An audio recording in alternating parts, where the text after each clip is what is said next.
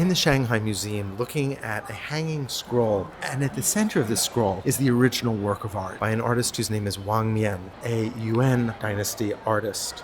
This is on paper, and it's ink that's been applied with a brush. The painting itself is quite small compared to the entire hanging scroll. Lots of other things have been added to it. But at the center of the scroll, you've got, starting in the upper right, this branch of big round petals of flowering plums. Plum blossoms are among the first flowers of spring, and they are harbingers. They really speak to a period coming out of the cold winter. Flowering plums is an ancient painting tradition long before this period. It became very popular with literati, or these highly educated, literate men who were painting for the sake of their own self-cultivation and for one another.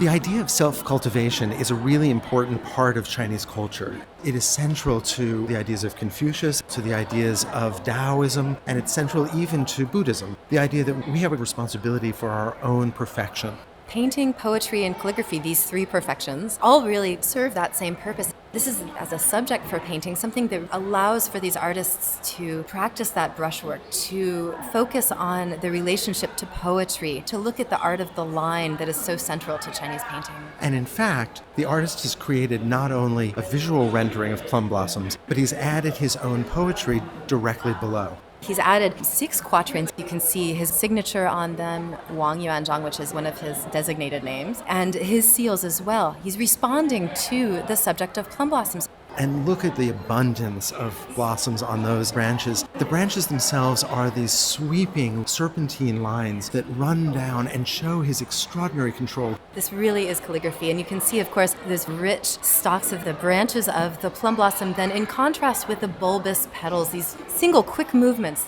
and then the little dots that are the stamen of the flower just bursting from the branches, ready to fall to the ground. These quick circular shapes that pick up the richness of the ink that's also in the quatrains of the poem actually speaking directly to the lines of the blossoms. I love the way in which the blossoms look so full, but when we actually look at them carefully, we realize that they're only negative space. There is nothing there except for their contours. There is no background. There is no sky.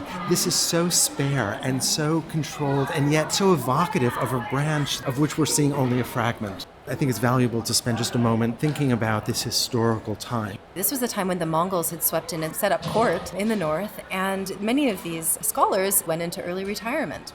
It must have been so disruptive after thousands of years of central Chinese control. Now China was controlled by Mongols from the north. And so we have the beginning of these cultivated men who speak not so much to the emperor, not to the court, but to themselves. To themselves and to each other. And in fact, actually, you can see the responses to the same work that suggest that perhaps he shared this with others. So this was a deeply social kind of art. As we look around, we see that original rectangle of paper has been framed by all these additions. There are 4 more entries on here by his contemporaries, so we know that this showed a deepening of his social ties in the present, but then of course the lineage as it evolves over time, this idea of other artists and other scholars looking back at this and using this to connect with their own history. It's interesting because in the West we think of adding something to a work of art as a kind of vandalism, but here there is an adding of value. It's a deepening of social ties, it's a deepening of connection to the past, a deepening of one's relationship to this whole tradition of painting, poetry, and calligraphy.